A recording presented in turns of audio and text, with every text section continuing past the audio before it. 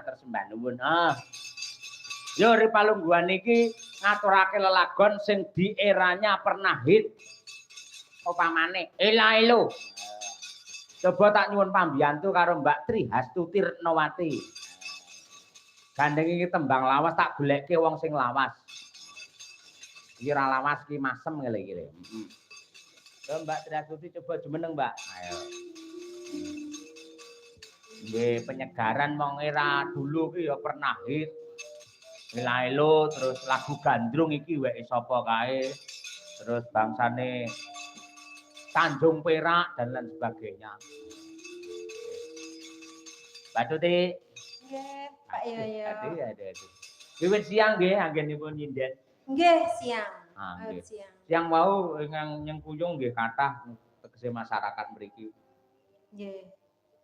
Napa niku lho Pak, siang wau malah gayeng ngoten lho. Oh, ngaten. Sing gayeng nggih yogane mriki. Lah mboten kalau wau nggih. Ing ngatasé awan mbah ya sambutane ya komplit saka panitia ngono kuwi. Lah apik tegese aja nganti dibedakne ngantarane awan karo bengi niku nggih sami-sami budaya sing kudu ya dihormati sesarengan ngoten niku. Mula nggih kula minangka wakilipun panitia lan Mas Daryanto karo Mas Warto ngaturke panuwun jenengan ing ngatasé sinden sing wis kondang, sinden sing wis laris dugi pundi-pundi kersa nyindeni awan lho niku. Lho. Lah kula niku senenge nek siang-siang ngoten niku lho saged mat Pak Yoyo. Oh, padang jinglang ngoten niku. Nggih. Dadi mboten enten sing nonton. Wah, mboten. Lha niku kan hubungane karo bab sing sakral, panyuwunan ngoten niku. Mergo wayang niku iso eksis ngantos jaman semanten menika lak mujudaken lelakon utawi cerita wayang niku isih dianggep kalian warga masyarakat mujudake donga ngoten niku. Upamane lakone Wahyu Sandang Pangan supaya warga masyarakat sing kepareng mirsani lan nanggap dipun paringi murah sandang pangan. Amin.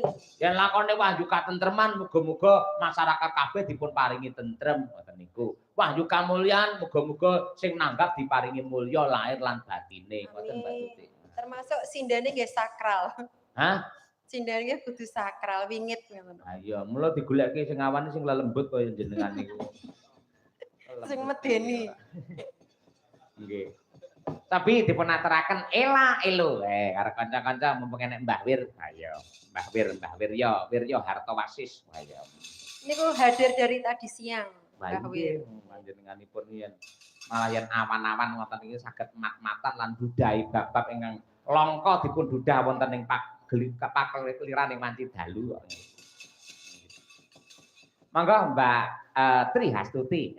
Ya, saking anu intro rumiyin Mas. Monggo Ela Elo. Jajal.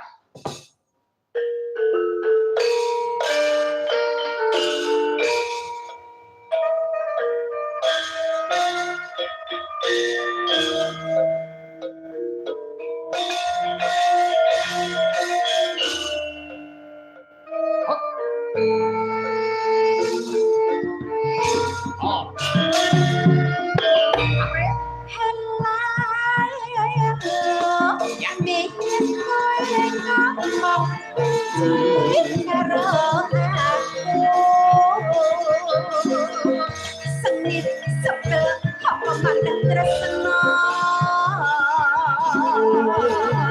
nanging saiki rati nyana kowe mau bali tresno